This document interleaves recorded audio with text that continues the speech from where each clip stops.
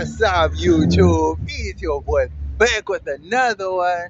Guys, in today's video, we're going to talk about something sinister, right? I want to talk about something that really, I don't know, gets to the core of everyday society and how other countries are able to avoid certain things while South Africa, which is supposedly the richest country on the continent, can't get simple things right that other countries can.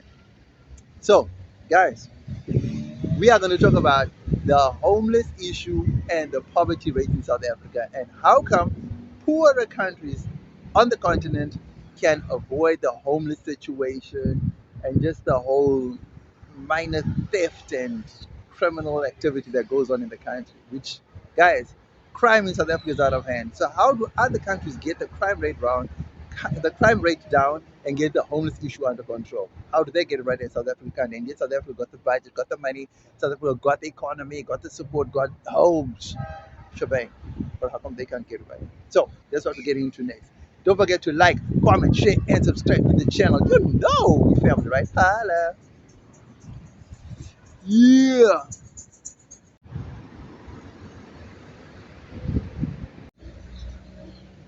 People, South Africa, the richest country on the African continent. I mean, look at this. Look at this. Look at this. The wealth of South Africa. The ocean. I mean, we own an ocean. I mean, South Africa owns an ocean. South Africa owns a mountain. South Africa owns a whole bunch of things, man. As you can see, South Africa owns all the buildings. Now, here's my thing, right? So we know South Africa is the richest country on the continent, right? And we know South Africa has the money, has the budget, has the people, has the um, has the manpower, has the budget, has the infrastructure, has the resources to eliminate and to eradicate poverty and petty crime and homelessness. Guys, it's shocking that it's 2024, right?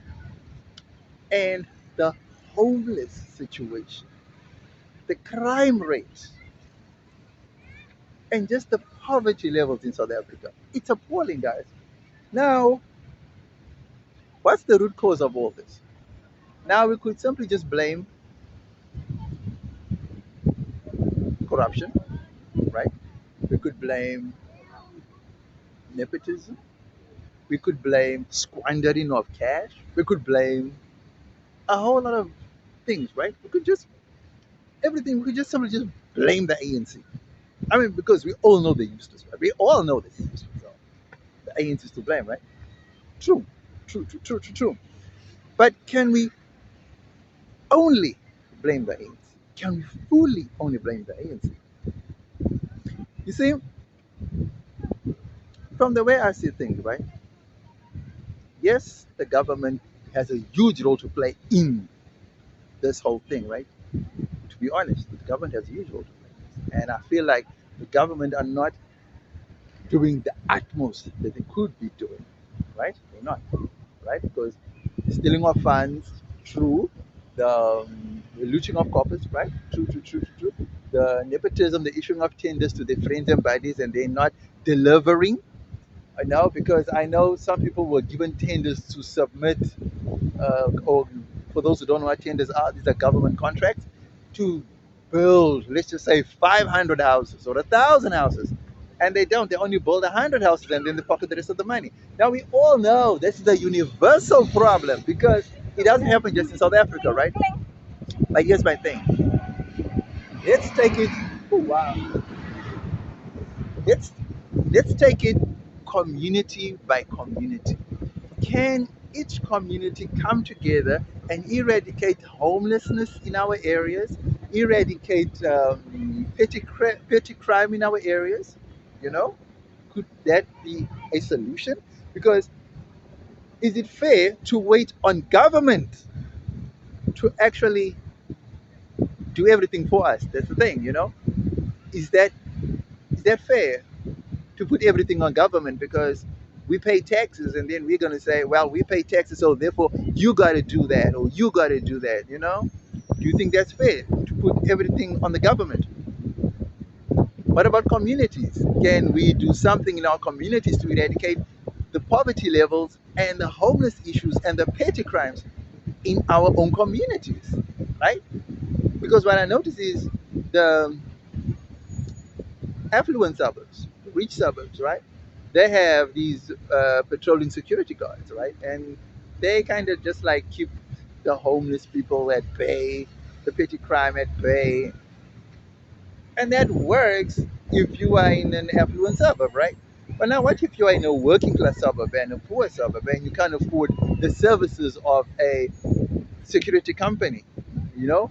But is the alternatives? What can we do to eradicate poverty or and prevent petty crime and the homeless issue? Because when you wake up in the morning, you go to your small little shopping complex.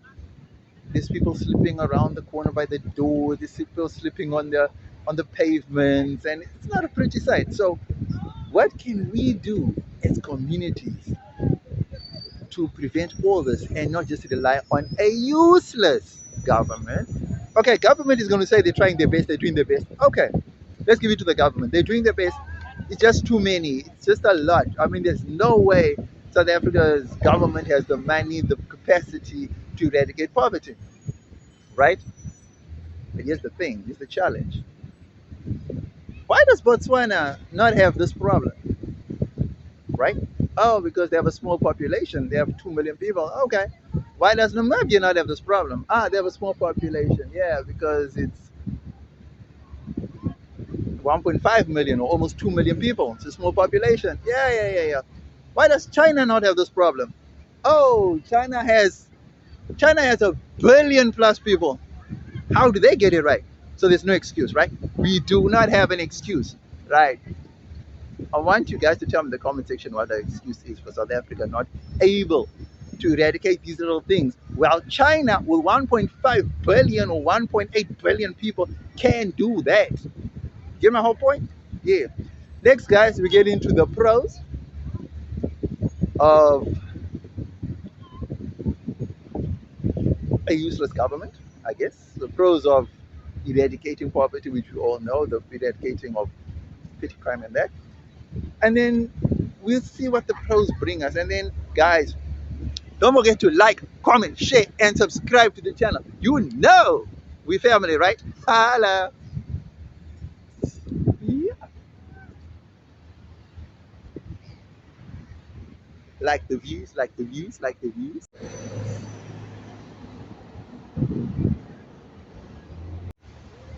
Okay, people. Now we get into the pros of homeless, the pros of having no homelessness, no crime, no um,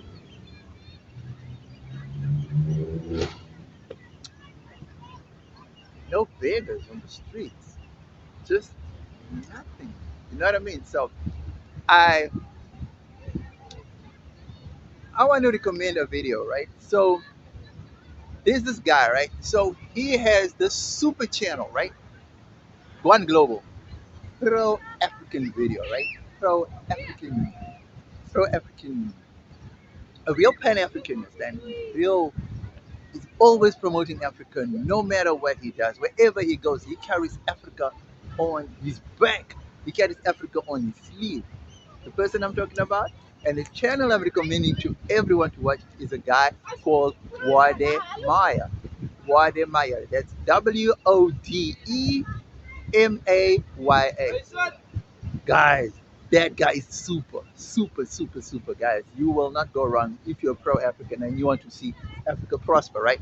Let me see if I can set on this shit. So, anyway,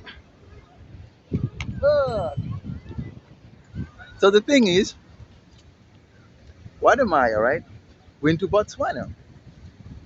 And in this Botswana vlog, right, he was like shocked to see that, okay, first and foremost, Botswana, like I said in the video, only has a population of 2 million people, right? But within that 2 million people, bruh, the cleanliness, the orderliness, the rule of law being abided by, just the sheer humbleness, just the attitude, just, oh, it's like the entire country, the entire 2 million people, it's like they work in unison. Now, okay, 60, how much were we? 60 billion people, I think. I think we like 60 million people or so in South Africa. 64 million people in South Africa. Some states have higher 68 million people in South Africa. But my thing is this, right? So 68 million people in South Africa. We have we have money that's flowing out of the country, right? So money that was estimated to be about 500 billion rand that leaves South Africa illegally, bro. You know how much? You know what that money could do to South Africa? You know how much that money could actually change just the basics of housing in South Africa, dude. You know the backlog. We have a backlog from the 70s already. People from the 70s don't even have houses, and you tell me there's a backlog in 2024? Man, this is a joke, right? So what are we gonna do? I mean, what should your response be to that? You know what I mean? A backlog from the 70s. You apply for the house now. They're telling you there are people waiting from the 70s for the house. So what chance do you have of getting a house now when you're applying now for the house? There's no chance, right? Because people from the 70s are still waiting. It's not going to happen, right? So, do you have a solution for this? No, we don't. Why do we have a solution? Because there is no money, right? What's happening in the meantime? Crime is going up because people need houses, right? Shacks are going up everywhere. Why? Because the people need houses. What's the solution to that? There is no solution because there is no money. Where's the money? It's been stolen. COVID money came, it was stolen. This money came, donations come in, it never reaches the recipient. So, how is it possible that other countries like Botswana can get it right? First and foremost, we need a functioning government, right? We need a government that's going to take a zero tolerance approach to corruption. We're going to take a government that's going to stop having this buddy system where they're going to be allocating much needed tenders and government contracts, right, to their friends. And that needs to stop. Now, if I say that needs to stop, right, you're gonna look at me and say, but dude, how is this gonna happen? And I'll tell you, okay, first and foremost, oh wow, oh wow, oh wow, oh wow. A pool in the ocean. You see that? Pool in the ocean. Okay, so anyway, like I was saying, right? So we need to be accountable. We need a government that's going to be accountable. We need a government that's going to see that the people come first because we, the people, are the ones that voted them into power, right? So you know that for a fact. They don't know that, but we know that, right? And they don't feel like they're overseeing anything because they're in positions of power. And they forget who put them in power. So, let's start with the basics. We elect people who are, I know it's difficult, guys. I know it's difficult. Even in China, there's corruption, right? It may not be, even in Botswana, they're saying there is corruption now. There never used to be, but now they're saying there is. So that's unavoidable. But let's try and find leaders who are accountable, right? Who take action to eradicate homelessness and petty crime, right? And beggars on the street, right? Because, and cleanliness, guys. Our cities are looking like I don't know what, right? So let's start there, right? The the pros of having no crime. Let's start there, right? Guys, do you know how that will increase tourism? That's one. Do you know how that will increase just businesses coming to invest in South Africa? That's two, right? Imagine having imagine having Imagine having, how do I put it? Imagine having a country where you are always top of mind whenever tourist investments, where even people migrating. Just imagine a brain drain, right? But now imagine a brain, not a brain, a brain drain is going outward, right? Imagine a brain influx. I can't find a better word, right? Imagine a brain influx just because the country is crime free, law abiding, clean, everyone's got a home. No, no, it's just a country that just works, a country that just functions. Imagine the benefits that come with that, guys. You know what I'm saying? If everything could just work like the way Botswana works, just like the way China works, like the way Namibia works, guys, I promise you, South Africa will be much more further. Just the economic benefits that just come with a functioning country. That's all one needs to ask for. Is that too much to ask for?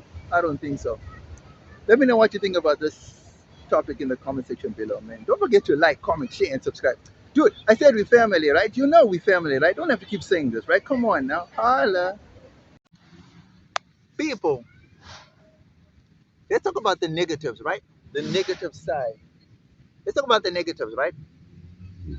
Dude, it's wow. Let's talk about the negative side, right?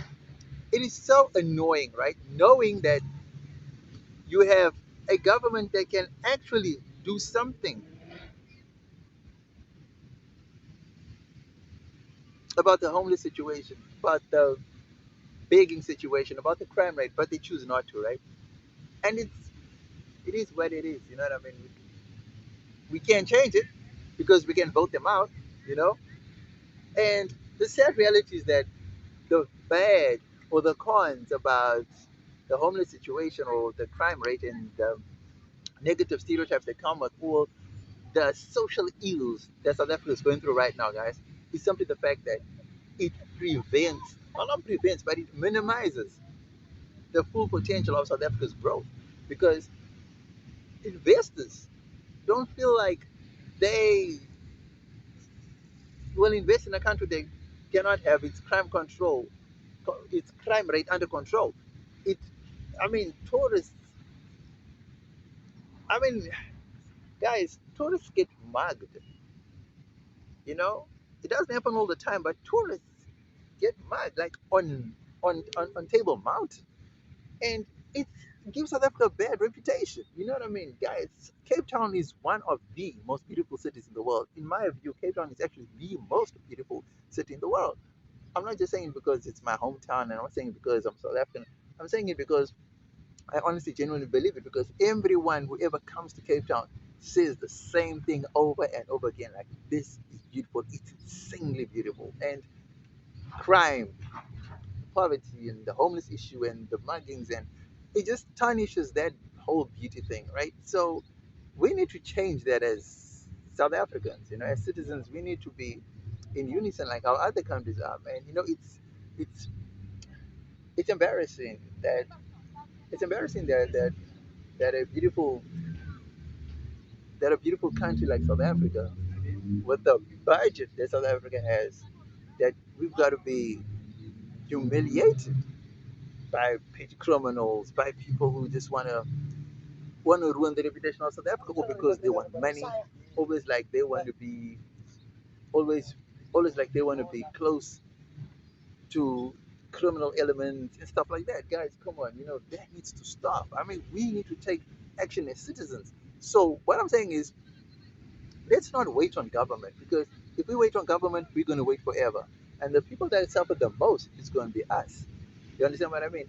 That needs to change. So if we don't start now, the next generation is going to slip further and further into anarchy, into chaos. And it's already starting now. I mean, guys, do you know it's one thing to have freedom, right?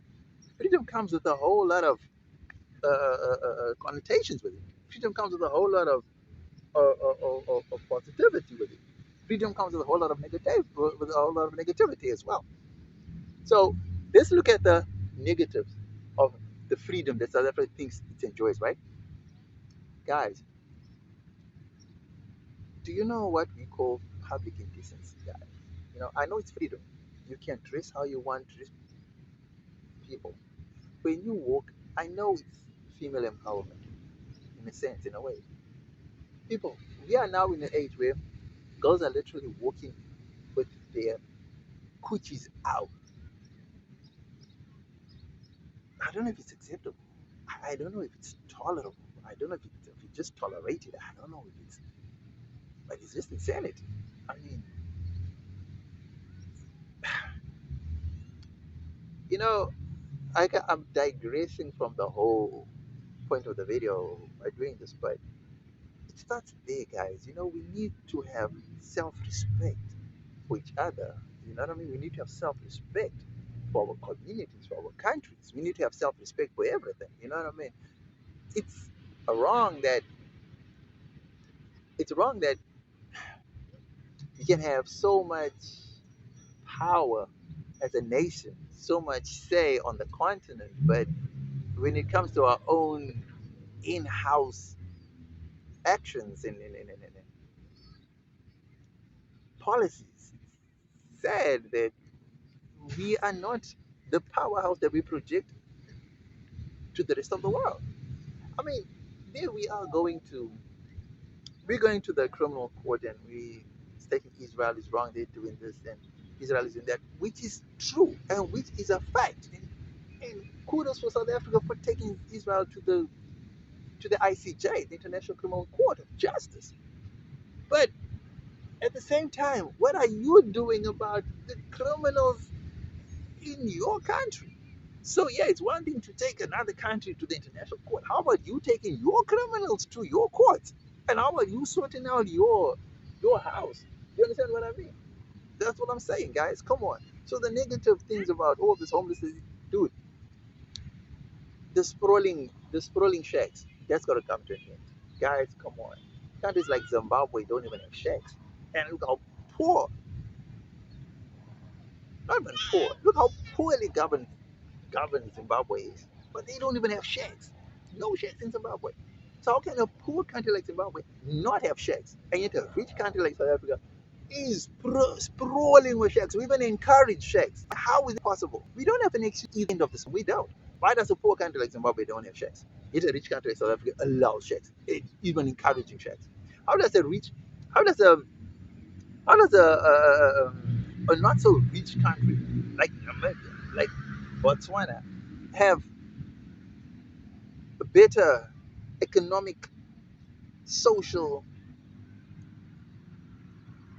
and community behavioral patterns? And why? You know what I mean? So either end of the spectrum, guys. So we do not have an excuse, guys. We can't be saying, oh, their population is less. Oh, their country. Guys, South Africa is equally just as rich as the other countries, if not even richer. So what is our excuse? Let me know what you think about this topic in the comment section below. Don't forget to like, comment, share, and subscribe to the channel. You know we family, right? Hello.